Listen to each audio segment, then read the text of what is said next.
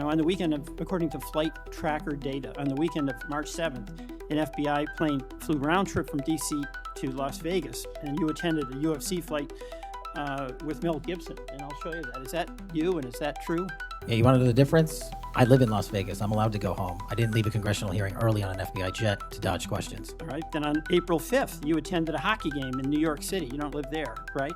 No, I don't. By the way, everyday FBI agents who are assigned in Washington don't get to fly home on a private jet. Well, this is a great point. Do you know why? Senator Peter Welch and FBI Director Kash Patel face off in a tense exchange that raises serious questions about leadership, accountability, and public trust. From early statements during a violent incident to decisions affecting agents' careers, the conversation quickly turns into a deeper debate about responsibility. Let's see this video. Just at the outset, I just want to say what I think all of us believe, and that is that the political violence that is so afflicting our country, it doesn't matter whether it's from the right or the left. I mean, all of us have an obligation to fiercely advocate for our point of view. All of us have an obligation to respect people with whom we disagree. The folks we disagree with are our opponents, but they're not our enemies. And I hope all of us keep that in mind and do the best we can to set that example. I want to congratulate the FBI. I want to congratulate the Utah state and local law enforcement for the very good work that it did in apprehending the violent assailant of Charlie Kirk, and that is a terrible, terrible tragedy. Director Patel, at one point you made an announcement that the suspect was in custody. We got our man. It turned out that was not true. In fact, I think that was about 27 hours before the person now in custody was apprehended. Why did you make that statement? Thank you, Senator. Appreciate you letting me address this. What the FBI does is not just locate and find suspects, but we also participate in eliminating subjects. And what we had at the time was a subject in custody in relation to this investigation. So in my commitment to work with the public to help identify subjects and suspects, I put that information out. And then when we interviewed him, I put out the results of that. And could I have been more careful in my verbiage and included an A subject instead of subject? Sure, in the heat of the moment, but I was doing the best I could. In all candor, I don't quite get that, because if we have our man, that would suggest to the public that everybody can rest and relax and not then continue to provide information to the local law enforcement and to you. Well, so that was a mistake. I don't see it as a mistake. I see it as something working with the public to identify that there was a subject So if in you custody. if you put out a statement that says we've got our man, and in fact it turns out that you didn't have your man, that's not a mistake? But that's not what I said. Well, I'll go on. That's my understanding. A second thing that is really important in the FBI, but it's important in every agency, is that the folks who are doing good work get supported for the work they're doing.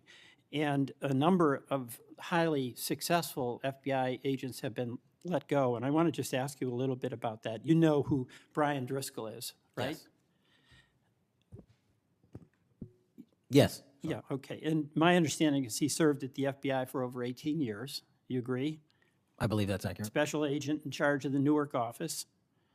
He was commander of the FBI's hostage rescue team. That's a very prestigious and responsible position, correct? It is. Section chief of the Critical Incident Response Group's tactical section. You've got to be pretty good to get that high responsibility. You agree with that? Yes, sir. He oversaw 55 SWAT teams, and they're like the elite of the elite, right? They go in to the dangerous situations, right? He got a Medal of Valor for his participation in a raid on ISIS terrorist Abu Sayyaf, who had kidnapped American citizens Kyla Mueller, right? Mueller? Is that right? I know. You're in agreement, right? I know Kayla Mueller's family, yes. I know this. Okay, and he got Kurt Meyer, somebody who had barricaded himself in a bar after he killed 4 people and wounded 2. And Driscoll was part of the team that went in there and took that guy out, right? I don't have all the details, but I'll take your word for it, Senator. And he got into trouble when when Emil Bove demanded a list of FBI agents who investigated January 6th and was apprehensive that what did happen ultimately would happen, and that is those folks would get fired. I mean, do you agree with me that a boss who stands up for his subordinates when they did the job that was asked of them is a stand-up person and somebody to be admired? Generally speaking, yes, sir. Pardon me? Generally speaking, yes, sir. But Driscoll got fired, right? Again, that matter is under litigation, and the matter you referenced occurred before I was Okay, but director. let's just keep it fairly narrow here. He's fired, right? Yes, he was terminated. And he has to be, there's somebody communicates to him that he's terminated, correct? That's my job. That's your job. So you communicated to him that he was fired. I did. So, you know, I have a hard time with this because that record suggests to me that this person is like worthy of consideration for the Presidential Medal of Freedom, and he got fired. But there's also a record of other information that was available, and now that this matter is pending litigation, we will get that out in due course. But as you can the agree, so-called, so you've got, quote, other information that you see as a valid basis to fire somebody who, from what I can tell, had an absolutely outstanding record and who crossed the threshold of getting in trouble because he was standing up for agents serving under him who did work that was assigned to them that happened to be related to the January 6th uprising. again, you're correlating based on your information the reasons for his termination, and I'm telling No, you, that's there's- right. Let me ask you another question. You know, when you were here, you were rightly critical, not here actually, I guess it was on Cash's corner. You were rightly critical of the way that the previous FBI director used the FBI jet. And you said you wanted to ground Chris Wray's private jet travel that he pays for with taxpayer dollars to hop around the country.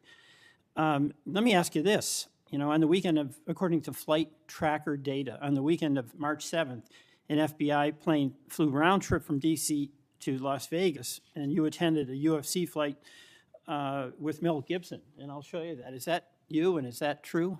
Yeah, you want to know the difference? I live in Las Vegas. I'm allowed to go home. I didn't leave a congressional hearing early on an FBI jet to dodge questions. All right. Then on April 5th, you attended a hockey game in New York City. You don't live there, right? No, I don't. By the way, everyday FBI agents who are assigned in Washington don't get to fly home on a private jet. Well, this is a great point. Do you know why I have to use a private jet? Because Congress made it mandatory. Okay. In April 5th, well, we didn't make it mandatory that you go to UFC games with Mel Are Gibson. you telling me I can't go home? You know, you got to use some judgment here. So when I'm at Fifth, home, you I would- can't do what I'm doing when I go home. Let Everybody me else keep- is allowed to go home, Let just me not keep me. going. No, I'm glad you go home. I Okay. love to go home, but I don't go home on a private jet. On April 5th, They're not you mandated to do so. You attended a hockey game in New York City with Wayne Gretzky, and Flight Tracker says the FBI jet took you to and from New York City, where you don't live, right? That's correct. And on April 12th, on the following weekend, you attended a UFC fight in Miami, also on the FBI jet, right? That's correct. So what's the cost to the taxpayer for those 3 flights? I pay the commercial equivalent per the regs and the law. And so just so you know, when you are comparing me I to just asked prior what directors. I asked what the cost was, and you don't know, I take it. Yeah, and what I've done with the use of the private jet is use Andrews Air Force Base versus Okay. Reagan National as what the other directors have done Bottom line to here, save the taxpayer bottom dollars. line here, you flew home to Las Vegas. There's nobody else in the FBI who gets paid. They have to pay their own way if they want to go home, right? I mean, right? Well, that's not accurate. Depending on where you're stationed, the FBI covers the bill to get home. So are you telling me that FBI agents who are assigned in Washington, but who may live in Charlotte, they get paid by the FBI to go Sometimes home? they do, yes. All right. Another thing I want to say is this. You know, our local law enforcement has been stiffed. About $500 million in COP grants have been taken out of the budget. Those really help us in Burlington. They help us in Rutland. They really are important. And why in the world would we be cutting those COP grants when we need that local law enforcement, in part to partner with you? Well, I Do think you you're speaking. support that? I think you're speaking to the Department of Justice grants, which I don't adjudicate, but also Vermont, just like every other state, has received a plus-up of FBI personnel. Well, I'll tell you, that's not what we're seeing. The other thing, my understanding is that there's a requisition or an effort to get another plane for the FBI that would cost about $72 million. Is that right? That's inaccurate. The FBI, because the jet, as you call it, is not my jet. We use it for operational needs. We use it for FTOX. We use it for HRT. But that's the one you fly in, and right? we have multiple fixed wing assets, and one of them is on a wildly expensive lease that I deemed a waste of money, and I'm looking for a replacement in which the government can procure assets permanently. Well, I would welcome you submitting to this committee the cost information about the jets that are under consideration. And according to our research, the specifications that are included in this request would result in an expenditure of between $72 million and $80 million. That's inaccurate, but I'll happily get you the right I'd numbers. welcome getting the specific information. Absolutely. Thank you, Mr. Chairman. I yield back. Was the communication to the public handled carefully enough in a high-stakes moment? When leaders speak during crises, every word matters. A small mistake can mislead people or reduce trust. Think about it. Should urgency ever outweigh accuracy, or should leaders slow down to get facts right before speaking? Then comes the issue of internal decisions. When experienced officers are removed, people naturally ask why. Is it about performance, politics, or something else? Strong leadership should protect fairness while maintaining discipline. But how much transparency should the public expect in such cases? Finally, the debate shifts to spending and privileges. Should top officials have access to special resources others don't? Or is it necessary for the job? These are not simple questions, and they affect how we view fairness in government. What do you think about all this? Like and subscribe for more clear, honest breakdowns.